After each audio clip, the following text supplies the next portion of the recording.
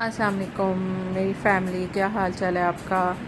उम्मीद है सब ठीक ठाक होंगे, हंसी खुशी होंगे। अल्लाह ताला आपको बहुत खुश रखे, आपको अपने हिफ्ज़-ओ-मान में रखे। बस आप हमारे लिए भी दुआ करते रहा करें कि हमें अल्लाह ताला हर तरह की परेशानियों मुसीबतों से बचाए, हमारे हिफाजत फरमाए।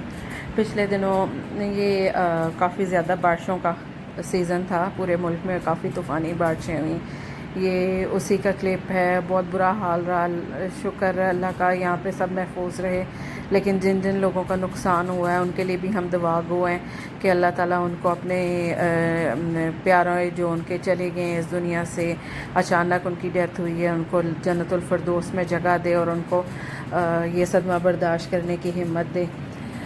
मौसम सुहाना तो है लेकिन नुकसानदेह भी है, तो सोचा कि थोड़ा सा चिकन ही कर लें स्टीम। गोश्त भी कितना का खाया जाता है, बीच में खाली सब्ज़ी भी दिल करता है कि बंदा बनाए, तो फिर चिकन मंगवाया। चिकन कहाँ था आजकल, तो उसके लिए फिर मैंने कहा चलें इसको स्टीम करते हैं। स्टीम का सोचा तो उसके बाद सोचा कि नहीं जी इसको कर लेते हैं बीच में ऐड करके मसाले वगैरह लगा के और चिकन टिक्का वगैरह सब कुछ लगा के, तो मैंने कहा इसको ओवन में कर लेते हैं हम लोग। तो फिर दही में डाला जी चिकन टिक्का का पूरा रैपर, उसमें गरम मसाला, उसमें ज़ीरा मसाला, उसमें सारा कुछ ऐड किया।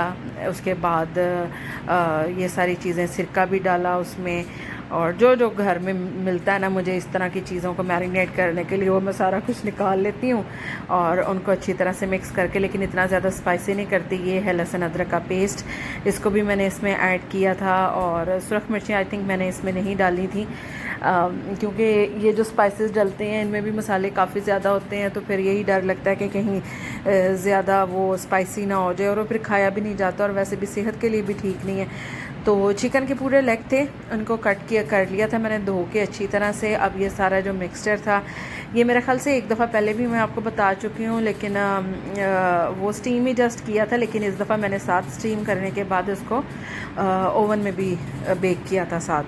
तो पहले इसको अच्छी तरह से मैंने कर लिया मैरिनेट करने के, कैमरा किधर भाग जाता है। अच्छा, मैरिनेशन हो गई, ये देखें आप, अच्छी तरह से मसाला हाथों से मैंने लगा दिया अंदर जो उसके कट डले हुए थे उधर भी हाथों से मैंने अंदर तक मसाला भेज दिया। अब इसको मैंने पूरी एक रात के लिए या एक दिन के लिए इसको फ्रिज में रख दिया था। अच्छा, नेक्स्ट डे फिर मैंने क्या किया कि बटर पेपर रखा जो इसका स्टेनर होता है उसके ऊपर, और उसमें मैंने ये सारे के सारे पीस रख दिए थे। टोटल 6 पीस थे और इनको अच्छी तरह से मैंने मैरिनेट, आपको पता है कि एक दिन पहले का कर लिया हुआ है।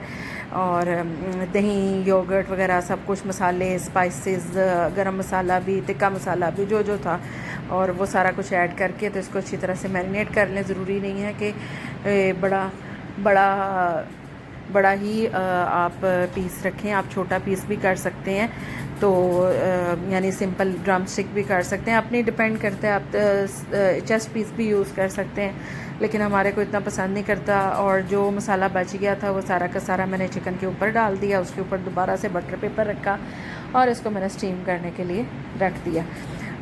डिपेंड करता है, अगर तो आप वेट लगाएंगे तो फिर ज़्यादा टाइम नहीं लेता, 10 मिनट्स में ही हो जाता है, और अगर हम वेट ना लगाएं तो फिर ज़रा टाइम लेता है। ये देखिए मैंने वेट खोलने के बाद या कवर उतारने के बाद ये चेक किया था कि ये सही पीस हैं, कि गल गए हुए हैं कि नहीं अच्छी तरह से। उसके बाद फिर मैंने ओवन ट्रे ली, उसके ऊपर भी बटर पेपर रखा, नीचे फ्रेंच फ्राइज़ जो कच्ची होती हैं जो मैं अक्सर मंगवाती हूँ, इसको नीचे मैंने ट्रे में डाला और उसके ऊपर ये लेग पीस रख दिए। लेग पीस रखने के बाद इसको आई थिंक 180 डिग्री पे मैंने 45 मिनट्स के लिए मैंने इसको उसमें ओवन में रख दिया था।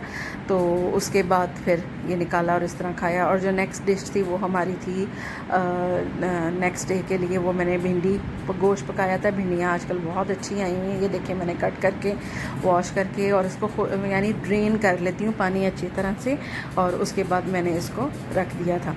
अच्छा, रखने के बाद मैंने इसको रख दिया। उसके बाद गोश्त मैंने दूसरी तरफ से रखा हुआ था गलने के लिए। और ये देखें, इसको फिर मैंने जब गोश्त का तो आपको पता ही है कि किस तरह से उसको हम भूनने के लिए रखते हैं, सारा कुछ नमक मिर्च अदरक वगैरह डाल के और प्याज डाल के सब कुछ डाल के वो रख दिया था। और इसको मैंने भिंडियों को काटने के बाद मैंने यानी वॉश तो पहले कर ली थी, ये ना हो क्या वॉश ना करें, इसको अच्छी तरह एक एक मल के धोया करें।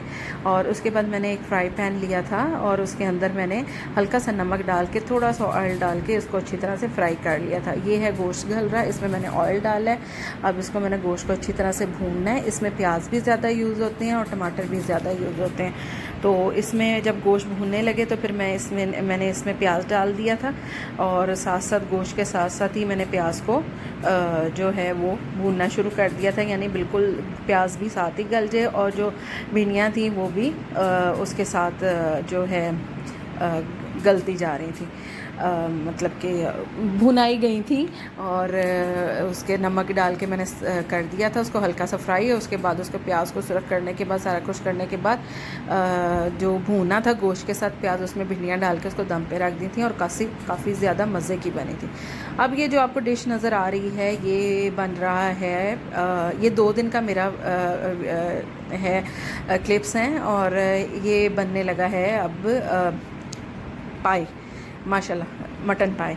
इसके लिए ये भी मैंने आपसे पहले एक दफ़ा इसकी रेसिपी शेयर की हुई है, अगर आप कहें तो मैं वीडियो जो है उसका लिंक डिस्क्रिप्शन बॉक्स में मैं शेयर कर दूंगी।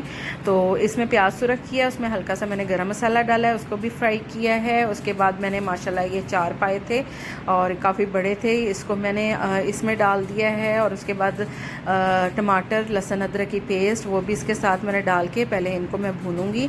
वही मैं आपसे बात कर रही हूँ कि मैंने इसकी जो रेसिपी है वो एक दफ़ा पहले भी आपसे शेयर की हुई है।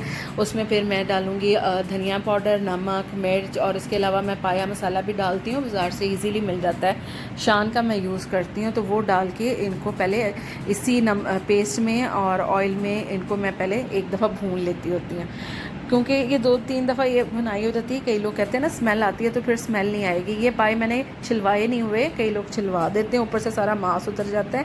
हम लोग इसको भुनवाते हैं और भुनवा के भी इसके ऊपर से सारा कुछ उतर जाता है, फिर इसको हल्का सा कटाया जाता है। मैं लहदा पीस नहीं करती, साबुत रखती हूँ। जिस तरह बाज़ार में होता है ना कि आपको छोटे पाए पूरा एक साबुत एक प्लेट में मिलता है, इसी तरह ही मैं रखती हूँ। अब इसको अच्छी तरह से भून लेना है और भूनने के बाद जितना आपको आइडिया हो कि ये जितने पानी में वेट लगाना है तो कितने पानी में ये गल सकता है। इतना खूबसूरत कलर आ रहा था और इतना ही खूबसूरत खुशबू आ रही थी और इतनी टेस्टी कि दिल करता था वैसे खाएं। अब मैंने इसमें अपने अंदाजे से पानी डाल दिया और उसको वेट लगा दिया। ये देखें, ये अब बुनाई कर रही हूँ, क्या ज़बरदस्त कलर आया और बहुत अच्छे गल भी गए हैं और बड़े ही टेस्टी बने थे।